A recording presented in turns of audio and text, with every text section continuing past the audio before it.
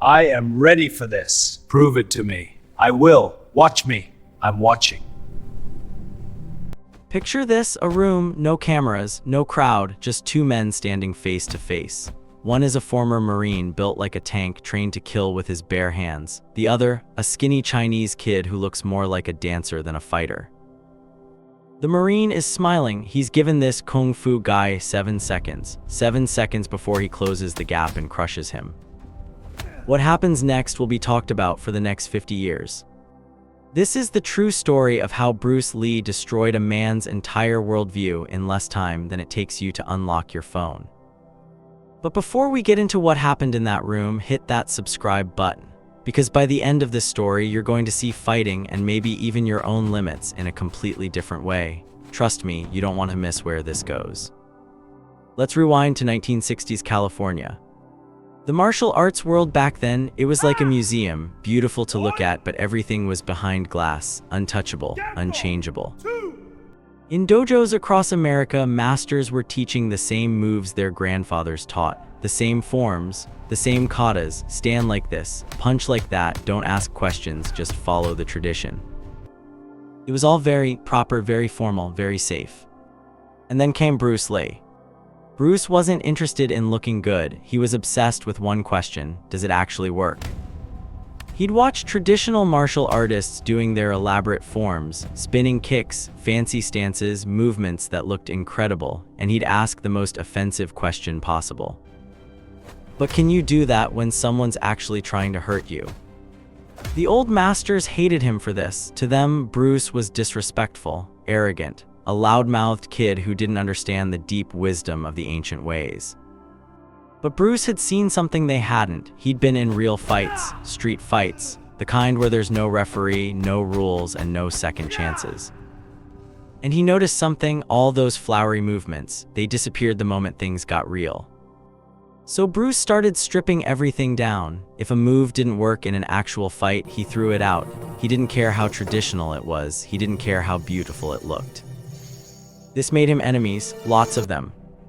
Now, among all these critics, there was one man who was different.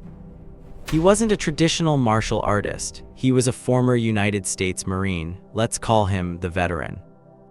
This guy had seen real violence, not dojo violence, not tournament violence, war violence. He'd fought in the Pacific, hand-to-hand combat in the mud and blood, the kind of fighting where you use whatever works, your fists, your elbows, your teeth, because the alternative is dying. So when he heard about this Bruce Lee character, this skinny Chinese guy claiming he'd revolutionized fighting, the veteran laughed. He'd seen Bruce's demonstrations, the speed, the flashy moves, the one-inch punch that everyone was talking about. And you know what he thought? That's cute, but it won't work on me. See, the veteran believed in simple math. A bigger, stronger man beats a smaller, faster man. Every time, weight wins, power wins. In his mind, Bruce Lee was a performer, an athlete, sure, maybe even a good athlete, but not a fighter, not a real one. The veteran had a simple philosophy: when someone's trying to rip your head off, your fancy footwork doesn't matter. What matters is who can take a punch and who can deliver one. He looked at Bruce's 135-pound frame and thought, I could break this guy in half. So when he got the opportunity to spar with Bruce in a private training session, he walked in with absolute confidence. In his mind, this wasn't even going to be a fight, it was going to be a lesson, a reality check for this overhyped master. He gave Bruce 7 seconds before he'd close the distance, grab him, and show him what real fighting looked like. Let me paint the scene for you. A private gym, no audience, no cameras, just a few students sitting against the wall watching silently. Bruce Lee stands on one side, 57, 135 pounds, looking almost relaxed. The veteran stands on the other, nearly 6 feet tall, probably 200 pounds of military-trained muscle, hands up in a classic boxer's guard. The air in the room feels heavy. Everyone knows something is about to happen, but nobody knows exactly what. The students who knew Bruce had seen this before. They'd seen him spar with much larger men. They'd seen the look he got in his eyes right before things got serious. And they saw that look now.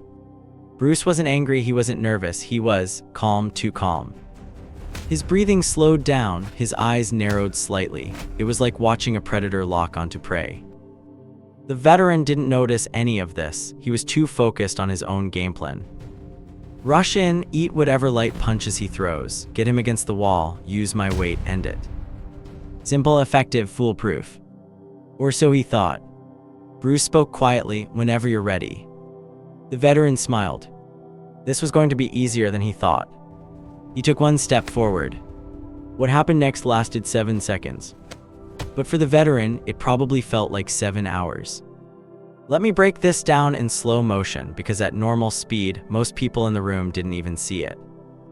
Second one, the veteran commits to his forward movement. He's confident. His weight is shifting forward. His hands are up, ready to block whatever's coming. Second two, Bruce's lead hand moves, not like a punch, like a bullet leaving a gun. The veteran doesn't see it coming. He doesn't even process that it's happened until. Second three, impact. But this isn't a normal punch. Bruce has hit him in the solar plexus, the nerve cluster right below the ribcage, with what feels like a car crash compressed into a fist. The veteran's entire body seizes up. His lungs forget how to work. His vision goes blurry at the edges. Second four, Bruce doesn't stop. He flows forward as the veteran stumbles backward. No wasted movement, every step perfectly placed. Second five, a low side kick snaps out, connecting with the veteran's lead shin. Not hard enough to break it, but hard enough to completely kill his base. Second six, Bruce throws a feint, a fake punch aimed high. The veteran's hands fly up on pure instinct, leaving his entire midsection open. Second seven, the final shot, another strike to the body, precise, devastating. The veteran drops. Not dramatically, not like in the movies, just down like someone cut his strings. The room is silent. Just the sound of a grown man gasping for air that won't come. Here's the thing about getting truly, completely beats. It's not like the movies. There's no dramatic music, no slow motion, no poetic beauty to it. There's just reality. The veteran lay on that mat, staring at the ceiling, trying to remember how breathing works. And in that moment, everything he thought he knew about fighting, every assumption he'd built over years of military training and real combat experience, crumbled. He'd been in fights before, he'd been hit before, hard. But this was different. This wasn't about being hit hard, this was about being hit right. Bruce hadn't used strength, he'd used geometry, physics, timing. The veteran had walked in thinking fighting was about toughness, who could take more damage, who could dish out more pain. But Bruce had just shown him that fighting is actually about efficiency, about ending the threat before it even begins.